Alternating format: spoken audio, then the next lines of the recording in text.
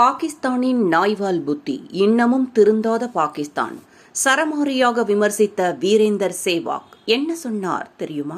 எல்லையில் கடந்த 4 நாட்களாக அத்துமீறி அடாவடியாக தாக்குதலில் ஈடுபட்ட பாகிஸ்தானுக்கு இந்தியா வட்டியும் முதலுமாக திருப்பிக் கொடுத்தது. இந்தியா கொடுத்த பதிலடியில் பாகிஸ்தானுக்கு பலத்த சேதம் ஏற்பட்டுள்ளதாக பாதுகாப்புத்துறை வட்டார தகவல்கள் கூறுகின்றன. இந்தியாவின் எல்லையோர மாநிலங்களை குறிவைத்து ட்ரோன்களை ஏவி தாக்க முயன்ற பாகிஸ்தானுக்கு இந்தியா தக்க பதிலடி கொடுத்தது.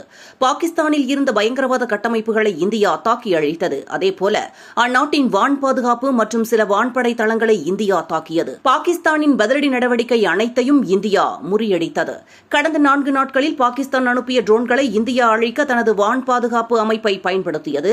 ரஷ்யாவிடம் இருந்து வாங்கிய S-400 ஆகாஷ் ஏவுகணை, பராக் 8 வான் பாதுகாப்பு அமைப்பு மற்றும் பல்வேறு வகையான ட்ரோன் எதிர்ப்பு அமைப்புகள் உள்ளிட்டவற்றை பயன்படுத்தி பாகிஸ்தானை பந்தாடியது. அதன் எதிரொலியாக இந்தியா மற்றும் பாகிஸ்தானுக்கு இடையே தாக்குதல் நிறுத்த ஒப்பந்தம் நேற்று ஏற்படுத்தப்பட்ட நிலையில் அடுத்த 3 மணி நேரத்தில் காஷ்மீர் பகுதியில் மீண்டும் ஏவுகணை மற்றும் ட்ரோன் தாக்குதல் சம்பவங்கள் நடந்தன.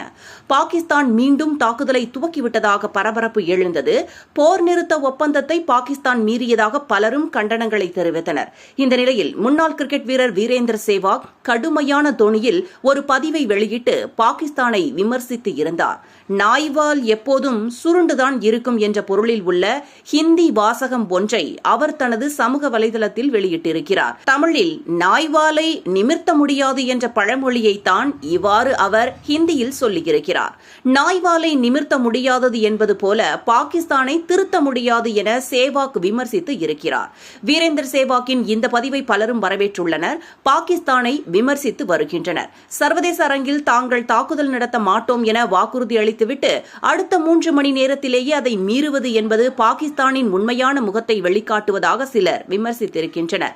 வேறு சிலரோ பாகிஸ்தான் அரசு நிர்வாகம் போர் நிறுத்தத்தை ஒப்புக்கொண்ட நிலையில் ராணுவம் அதை ஏற்றுக்கொள்ளவில்லை என்பதைத்தான் இந்த சம்பவங்கள் சுட்டிக்காட்டுகின்றன என்றும், பாகிஸ்தானில் ஒருங்கிணைந்த நிர்வாகம் இல்லை, அங்கு எந்த கட்டுப்பாடும் இல்லை என்று மற்றவர்களும் இந்த சூழ்நிலையை விமர்சித்து வருகின்றனர். இந்தியா மற்றும் பாகிஸ்தான் தாக்குதல் சம்பவங்கள் 2025 IPL தொடர் தற்காலிகமாக நிறுத்தி வைக்கப்பட்டிருப்பது குறிப்பிடத்தக்கது.